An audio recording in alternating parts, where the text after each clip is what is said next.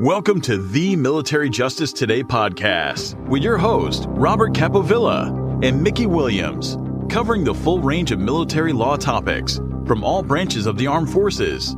Today's episode is made possible in part by the law firm of Capovilla and Williams. And now, let's welcome the hosts of the show, Rob and Mickey. All right, everybody, here we go. Another episode of Military Justice Today. I'm Matt Starosiak. With me in the studio is Robert Capovilla from the law firm of Capovilla and Williams. Hello, Robert. Hello, Matthew. Nice to see you again. Nice to see you, sir. And then we've got a special guest today that I'm super excited about. I know Rob is as well. We've got Stu Smith with us. He is a graduate of the U.S. Naval Academy, a former Navy SEAL. He dedicates his life these days to helping candidates prepare for all kinds of different service positions, FBI, SWAT, SEAL, Ranger, Special Forces training. Stu, it's great to have you with us. Welcome to the podcast, sir. Hey, thanks very much for having me on. I appreciate it. Yeah, it's great to have you. We're really excited. Rob and I have been talking for days about having you on the show. We're going to get into a lot of topics. We're going to get into some interesting things that you've been doing recently. We're going to talk about some of your books and the things that you've done. But I spent some time on your website, which is StuSmithFitness.com. And I saw on there you had appeared on, I believe it was a National Geographic show called Fight Science. And I just thought it was fascinating, and I feel like I've got to ask you about it. I'd encourage everybody to check it out. Take a look on your website. It's a cool video. They put you in some freezing water, and then they made you do some tactical things, which you certainly performed very well on. But can you just can you tell us a little bit about that experience, what it was like, and maybe it was no big deal for somebody that hasn't served like myself. It looked phenomenal and almost impossible. But can you talk to us a little bit about that experience, how it came about, and what it was like? Sure. National Geographic had a series 10 years ago, actually. I did that. And it was called Fight Science. And you can still find it. You can probably find it on YouTube now. But they did several shows where they had, put special operators and all these different elements. So they had the heat guy that was like got his body temperature up to crazy levels, and they had me in the cold. They had another one in the dark. I think they had some MMA guys doing like punches and things, and they would measure the force created by it. Really neat show, all science fact. I think the guys that ran my drill were physiologist out of Stanford, and it was just a really smart show. You spent an hour in that ice cold water, right?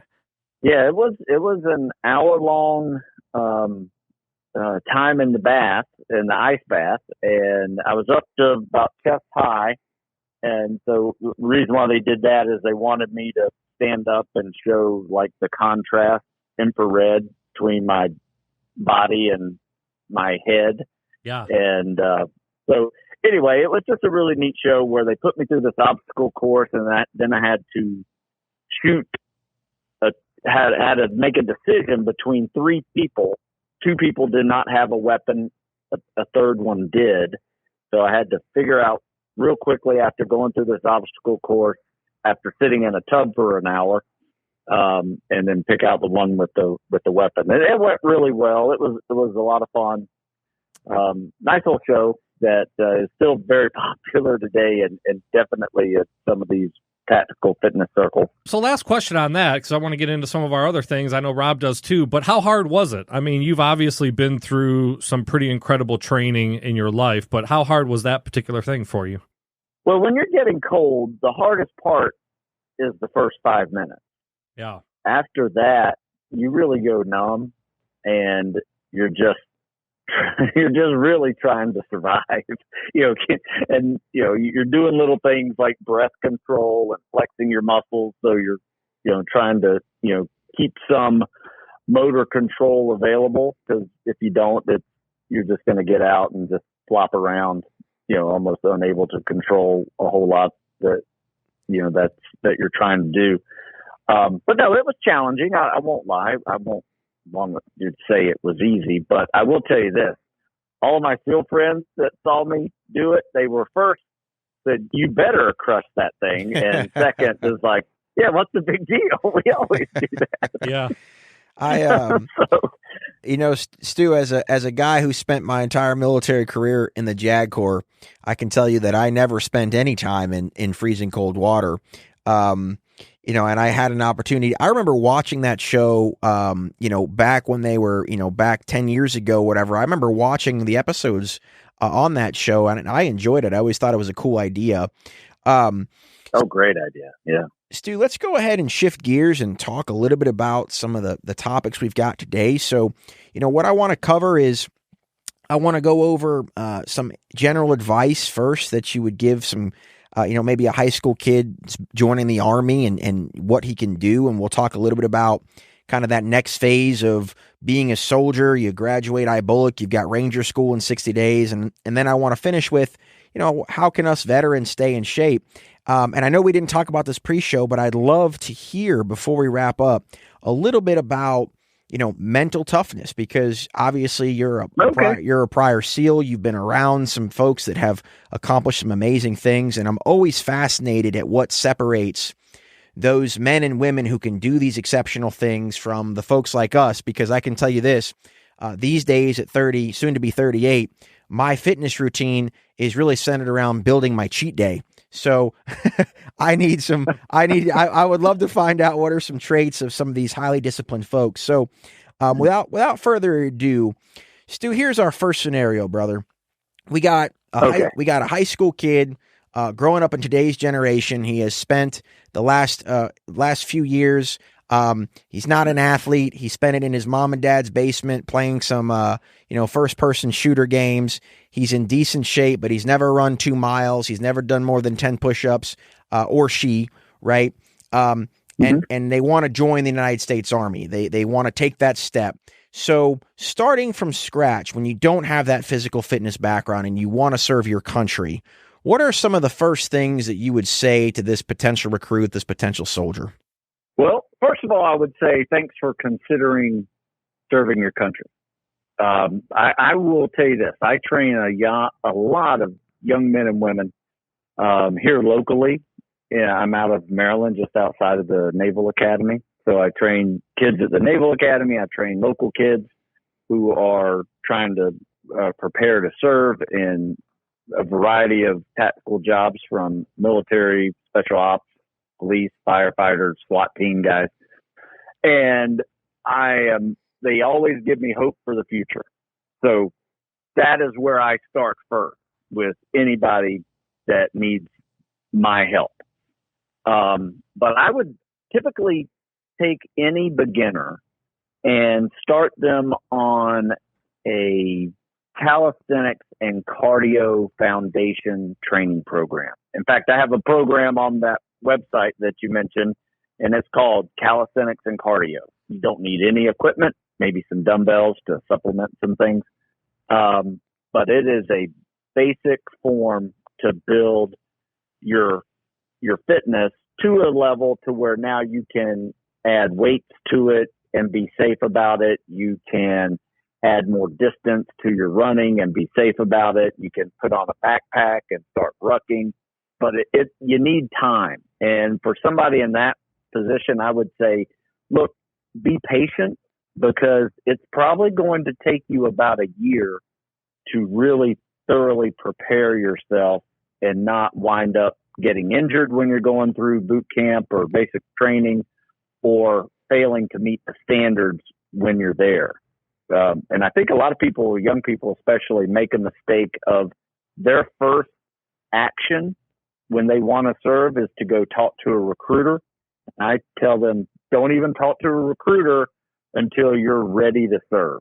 I see. So you're and what I mean by go ahead. There's nothing in the military that's going to there's nothing in the military that's going to prepare them to be physically ready. Like the recruiter's job, they just don't have enough time to help them get into better shape. And the boot camps are great for getting people in better shape, but you have to have a level of a foundation that is acceptable to be able to grow without getting injured. No, I agree. I remember coming into the Army, and I did some ROTC time, not a ton. And I remember, getting through officer basic course, and then it was time to go to air assault school. And the 12-mile ruck, I had not rucked more than 2 miles in my life. And I remember just I gave myself about 8 weeks to train. I remember just the wear and tear on your body when you're not used to carrying that kind of weight for that kind of distance, under those kinds of restraints. And I suffered an injury and I had to recycle. I was dropped from the air assault course my first time, was successful my second time because you learn. But I think your advice is sage. In short, you're saying, hey, listen, have that physical fitness foundation, because don't just show up to basic training. And I agree, because those, that's going to lead to injury every single time. Just like it did for me when I took climbing the rope and doing the tough one for granted.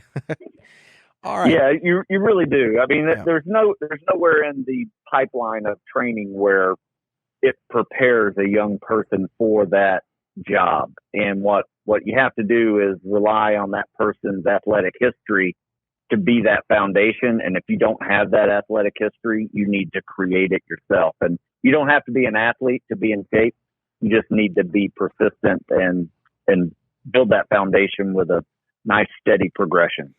If memory serves me right, Stu, I believe that before I started my military journey, the first workouts that I did to prepare myself were a workout from your website where it was a push-up sit-up routine, where it was 10 push-ups, 10 sit-ups, 9 push-ups, 9 sit-ups, 8 push-ups, 8 sit-ups, all the way down to 1. And I'm certain I got that off your website, and I did that routinely my first, about 4 months before I joined the Army. And then once I got to 2ID and I was really trying to take my physical fitness to the next level, I did that workout routinely, man. And I'm telling you, it worked. I started blowing the top off that old Army PT test. Yeah. And then, you add pull-ups to it. It's going to help you even more with, everything that you need with obstacle courses and rope climbs and other events too, and other tests that require pull-ups, obviously. Yeah, no, that was a great workout. I call that the pyramid. Right. That's right. The PT pyramid, and it is a classic. I've been doing that one since the 80s, and I did one this week still. So they still work. It definitely works. All right. So let's transition now. Let's say we've got a young, again, we'll do soldier because that's what I'm most familiar with. You've got a young soldier just finishes IBOLC, his infantry school, and his commander comes to him and says, hey, Lieutenant, you've got 90 days until we're sending you to Ranger School. And two of the folks in my firm, Mickey and Dan, were both Army Rangers. I'm pretty familiar with it. That's a course that I was not physically fit enough to pass if I even had tried. There's a funny story out there about my time at Pre-Ranger that didn't go so well. But what's your advice to that soldier who now wants to really get to that next level, that special operator level, that level that very few of us actually get to? Great question. Let me back up one thing, because I failed to mention that the prior example of the young kid trying to get into the training, that is phase 1 of tactical fitness. You are working specifically to address a fitness test and future training events. So phase 1 of tactical fitness really requires you to start focusing on the specifics of your future testing. The phase 2 of tactical fitness is where I would put this level of athlete, and the goal here is to not only get to the training by passing the fitness test, that more advanced fitness tests required to get into Ranger School, which is pull-ups, push-ups, sit-ups, and a 5-mile timed run. Right. Yep. And then you have the next part of your training needs to focus on getting through Ranger School. And that means a lot of rucking, maybe practice your land nav, You're still going to be doing a lot of calisthenics. You're still going to be doing some running, but primarily your goal with phase 2 of tactical fitness is to get through the training. So phase 1 is to get to the training. Phase 2 is to get through the training. And then phase 3, which we'll talk about, which really this guy he's also an active duty operator. Right. So not only does he have to maintain his fitness to do his job, he has to maintain his fitness to pass the regular Army fitness test, but now he also is trying to advance his active duty career and go a little bit harder. And so you're kind of dipping back into phase 1 of tactical fitness, trying to get accepted into Ranger School. So first thing to do is you got to train specifically for that test. And it's a hard one. A 5 mile timed run is not something fun to do. No, for many it's people, not. unless you ran cross country. Right. Unless you ran cross country.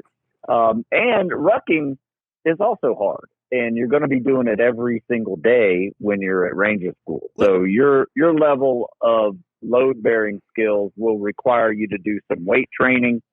And now, the new Army fitness test requires you to do deadlifts Right. and, power movements and things like that will actually enhance your ability for load bearing. So I think it's a great addition to a fitness test. So Stu, It's going to be a combination. Go ahead. It's just going to be a combination of weight, calisthenics, running, and rucking. And if your workouts look anything other than that, you're really not preparing for Ranger School. Let me ask you a question. When I was at Fort Benning, now Fort Moore, I had the honor of representing a lot of Army Rangers, and the Ranger CrossFit gym, or I don't even know, it was called Audie Murphy. I guess it really wasn't a CrossFit gym, but the functional fitness gym was right next to the SJA's office. And when I was getting myself in top-notch shape, I would go and I would train there, and I would see these top-end, high-functioning soldiers every day train. And before I joined the Army, my thought was a lot of them were focused, more on that cardio aspect of it, the running. But a lot of those guys, Stu, were absolutely powerful. I mean, these guys were, deadlifting 500 plus, and they did a lot of heavy lifting. Is that to prepare their bodies for the amount of ruck marching? What was the purpose really behind that? I was always kind of curious. Well, phase 1 and phase 2 of tactical fitness tends to focus primarily on, an endurance muscle stamina element of fitness, right? To get past a fitness test, to get through a specific training, which is going to be a lot of running, a lot of rucking. There's not much load bearing, or I shouldn't say there's not much weightlifting in those programs. Now, it's nice to have a foundation of strength that keeps you a little bit more durable when you're going through those selection programs that require a lot of rucking.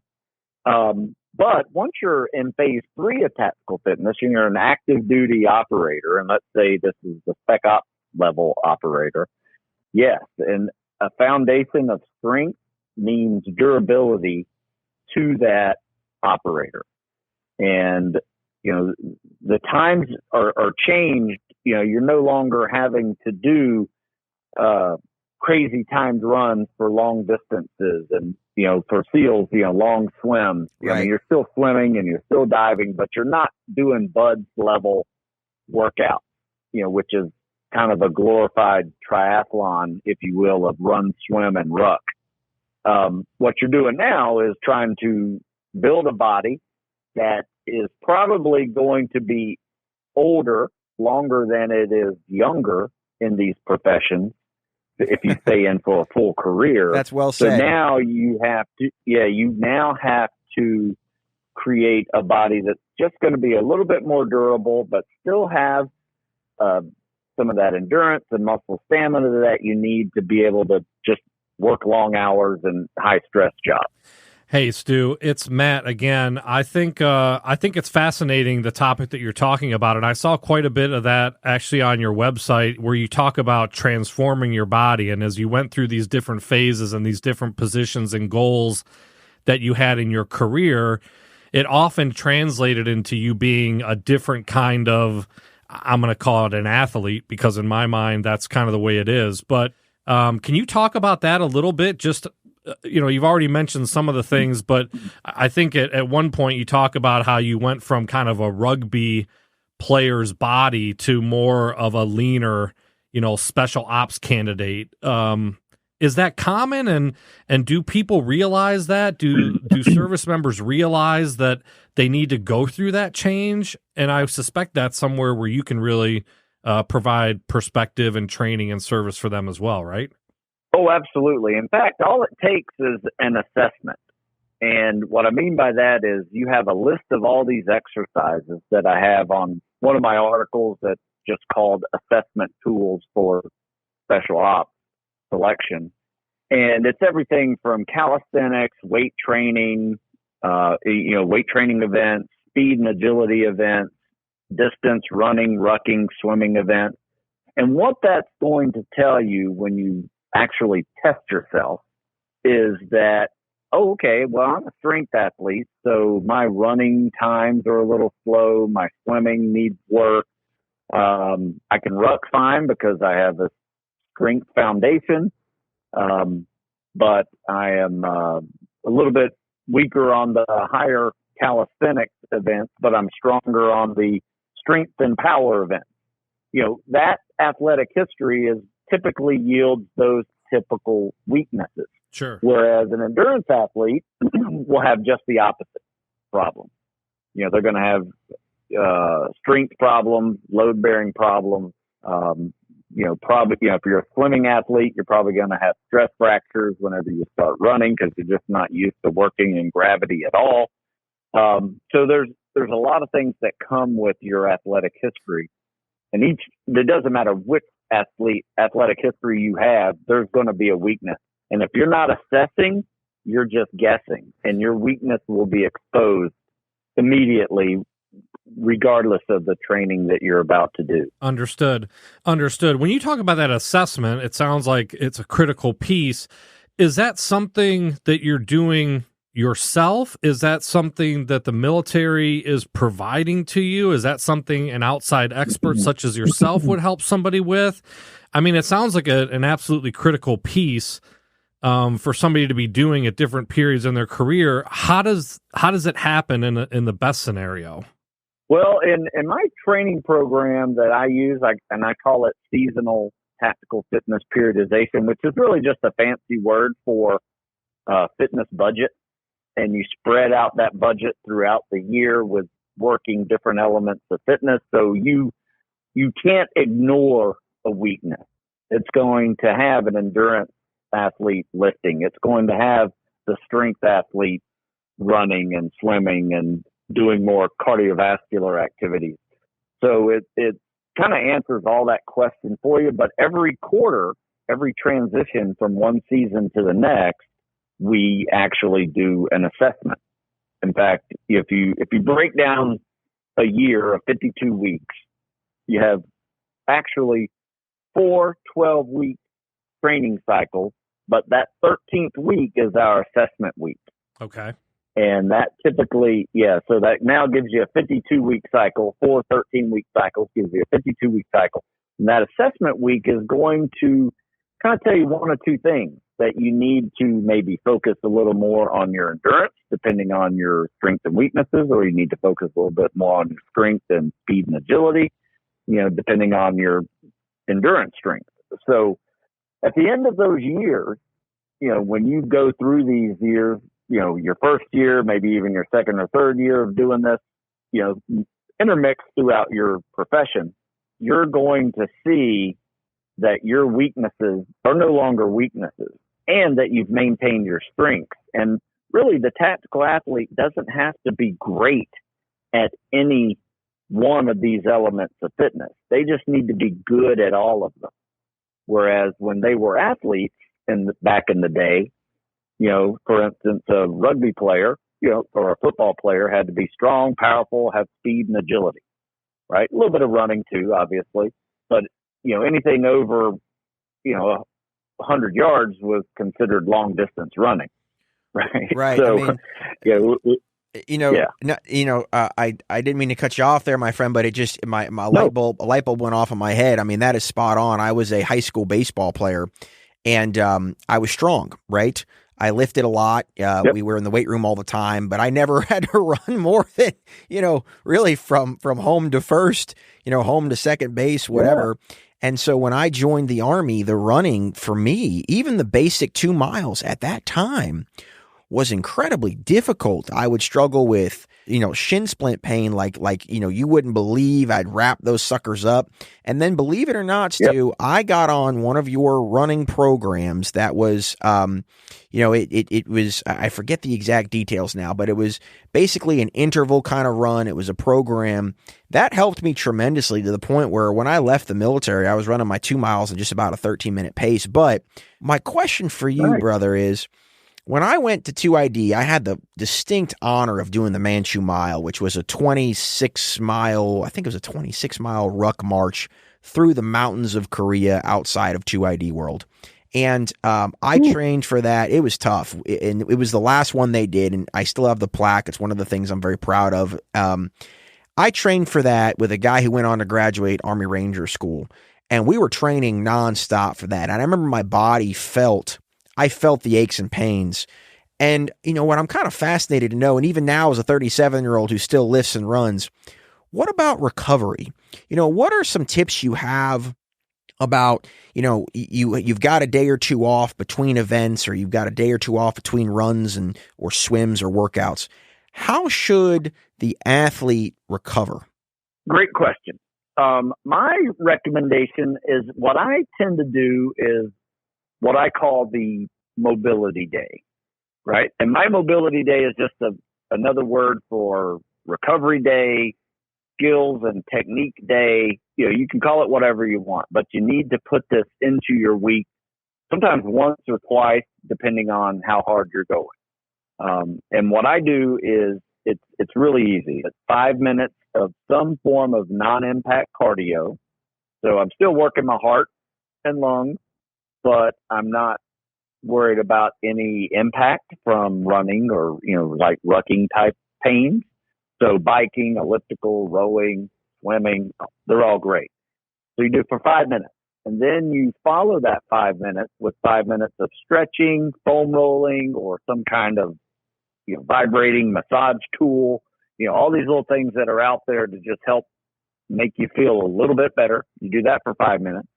And then you repeat that cycle for the rest of the hour, right? So you got an hour's worth of workout, 30 minutes of it is non-impact cardio, 30 minutes of stretching and mobility.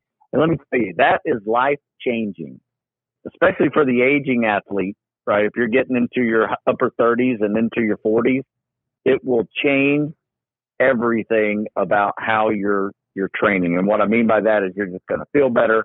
There's going to be, some time after that where you actually feel no pain, which is remarkable for many of us who have served and played contact sports all their life and done crazy load-bearing activities.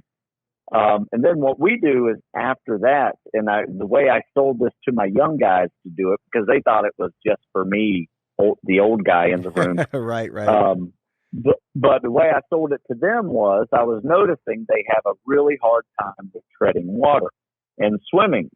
And it is purely a mobility issue. Their hips, knees, and ankles and shoulders are too tight to, kick properly or to getting a good streamlined body position.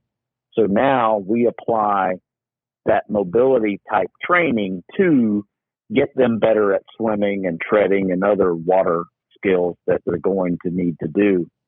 And that has also been life-changing for them, going from, 1 week they're failing a treading, 5-minute tread with no hands, and now they're doing 10 minutes with no hands, no problem. It is. So that's a really good one. It is fascinating how workout programs change. I know now, at my age, I spend more time warming up my muscles and stretching them and cooling them down than I actually do in the actual physical fitness activity that I'm doing. I don't run like I used to. A 10-minute mile for me these days on our 5Ks and 10Ks is about what I run because I still love to do it, but I've got hip pain and feet pain. You know the story. And I think I sometimes wish that I would have incorporated younger those kind of recovery days like you're talking about, because with those guys in their young, early 20s, mid 20s, late 20s, what they don't know is that kind of stuff is going to catch up to you. And I wasn't a high end, I was never an operator, not even close, but the Army JAG Corps is unique that you get to do some cool things like air assault school, Manchu Mile, you're with infantry divisions. And I carried a lot of weight on my back. And I feel it now, and I sometimes wish I would have incorporated that more when I was a younger man. Maybe it would have saved me some pain. But what I'm interested in finishing up with here, Stu, is I've always, I'm a guy who's very fascinated with performance at work in the weight room. Figuring out the most efficient ways to accomplish a task. I've always been fascinated by the men and women in uniform who accomplish great things, because I think there's lessons that can be learned there about discipline, mental toughness, dedication, passion that can translate into all areas of life. I literally wake up some mornings and thank God for my time in the Army and the discipline that I did learn. So my question, man, is, you've been around some high performing, soldiers and sailors. You yourself were a Navy SEAL. My law partner, Mickey Williams, was an Army Ranger. And I look at him sometimes and it's like the man just has the ability to turn off all pain sensors in his body and his mind and just complete a task, right? What is it, guys like you, SEALs and things like that, what can you share with our listeners about mental toughness or discipline? What are some things you've learned over the years that you can impart to the folks who are listening to the show who may want to either take their business life or their military careers to the next level? All right. I have a real easy answer for you. But before I get to it, I want to say you're absolutely right. Younger people need to focus on mobility and flexibility more, because it is going to help them with injury prevention and just performance as well. But as we age, you can turn that around. And I'm telling you, if you just Google Stu Smith Mobility Day, or how about this one, Don't Skip Mobility Day, that's even a better one. Right. Put that in Google, Stu Smith, Don't Skip Mobility Day, and read that article, because it will change your life if you just do it once a week. Promise you. Sage advice. Yes. To answer your question, I will tell you this. I think attitude is everything. And what I mean by that is, I think attitude is more important than your skill, your fitness level, your talent, what you did in the past, what you're going to do in the future, because, your attitude is about now. It puts you in the present. And it's really all about how you perceive what is happening to you now. But with a positive attitude, it can allow for a clear hope of the future, of a better tomorrow, and the ability to learn from past mistakes versus thinking that they're failures. So it really does come down to having just a positive attitude with everything you do, because I've seen guys, at SEAL training, and they say, yeah, that was hard, but it's going to get better tomorrow. Right. And that is just such a good attitude to have and mindset. In fact, I was talking to a guy who was getting ready to go through Hell Week a few weeks ago, and he made it through, and, he just had a good mindset about it. He goes, yep, this is what I got to do to get through the gate. Right. So it was he just knew it was one of those things he had to endure. Yeah, it's interesting, Stu. I think that most elite performers, whether they're athletes or they're, special operators or whatever they might be, they all possess that same mental fortitude, that same positive attitude that you're talking about, because the reality is you're going to face challenges, and we didn't talk too much about it on today's podcast. We'd love to have you back, but in reading some of your background and your bio, you had some challenges. I think the one thing that I thought was interesting is your first semester at the academy, it doesn't sound like it went all that great. And you talk about how you came home and your mom kind of gave you a kick in the pants, which I think is some of the most valuable things that our parents can do for us. But you're going to have setbacks, right? I mean, that's going to happen to everybody, and it's how you face that. Why don't you just talk just for a minute? We'll spend another couple minutes on it. But what would you say to somebody who's experiencing a setback? Things haven't gone quite the way they thought they were going to go. What advice would you give to those folks? Well, my advice would be, say, just because you failed doesn't mean you're a failure. I think, we all are going to fail. We are human. We're going to fail. We're going to make mistakes. We're going to screw things up. But learning from those mistakes is critical to moving on.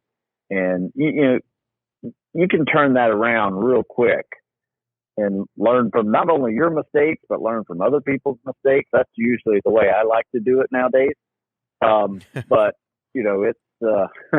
it's definitely, just something that allows you to keep going, have a little positive mindset about it, forget about yesterday. Like Ted Lasso says, be a goldfish.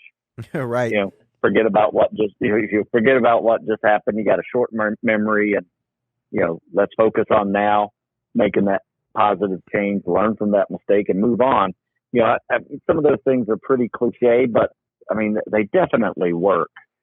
And, it does require hard work. It requires a lot of patience, especially with long-term goals. But, I think attitude is what puts you in the right mindset to be able to move through those things. It's funny because I relate to your first semester very well. And my first semester of law school was a struggle for me, and my dad gave me a kick in my pants when I needed it. I was very close to leaving law school, very, very close. My dad, thank goodness, talked me out of it. But, one thing to this point that I've learned as I've gotten a little bit older, when I was younger and going through, law school, then the JAG Corps, the Army, all these different things, failure seemed so devastating at the time. I remember when I failed air assault school before I went back and graduated, you feel like such a failure. You feel like you're not tough, that you don't have what it takes, and it gets you down. And as I've gotten a little older, what I recognize is, failure really is, and you use the word right, cliche, right? Failure really is the greatest teacher. And I think now failure is almost essential for success. You don't know what you're capable of unless you risk enough to fail. And that's, and that's something that the military, the United States Army taught me. And I'm sure you have similar lessons from your time, in uniform. And I can't thank you enough for coming on the show, for the service you've given to, our country. And I'd like to think, Stu, in some way that, my mission, which is to continue to serve and help our soldiers, sailors, Marines, and airmen through their most difficult legal troubles, is not all that different than your mission, which is to help them achieve their goals and physical fitness. And you continue to serve even after your time in uniform is done. And I just want you to know I greatly admire that. Oh, absolutely. I agree with you 100%. Well, Stu, it was great to have you on the show today. Let me just, we unfortunately we bounced you all over the place. We got on one topic and then we changed it up on you. I guess that's a good thing because the scope of what you do is so broad. But for those folks who want kind of a more comprehensive and structured and organized approach to these things we talked about, would certainly encourage them to check out your website. And I believe that's StuSmithFitness.com. Is that correct? That is correct. There's some articles on there. There's a little search feature on there as well. You can, search for what you're looking for. I write probably 3 to 4 articles a week, and I've been doing that for almost 20 years. So do the math on that. I have a couple thousand articles out there, and you can seriously find out something I've written about by just going to Google, typing in a topic, fitness related topic, and put my name in it. And I probably have written something about it. if I haven't, email me and I will. Well, that's right. That's right. We'll keep you sharp. But that was great. I do encourage everybody to check that out. We very much appreciate you being on the show today. Thank you again for your service to our country. And of course, you're welcome back anytime. I know you've got plenty of outlets and you're in high demand, but you're welcome to come back anytime, talk about current issues in your line of work. We would love to have you back, but thank you again. It's been great to have you on the podcast. And thank you so much. You're welcome, sir. Thank you. And so with that, we'll close out another episode of Military Justice Today. I'm Matt Staroziak here with Rob Capovilla and Stu Smith. We'll catch you all next time. Take care and be safe.